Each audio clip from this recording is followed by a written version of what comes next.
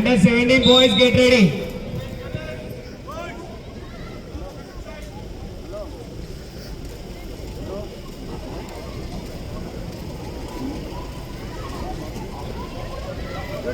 Kohli catch చేయాలమ్మా.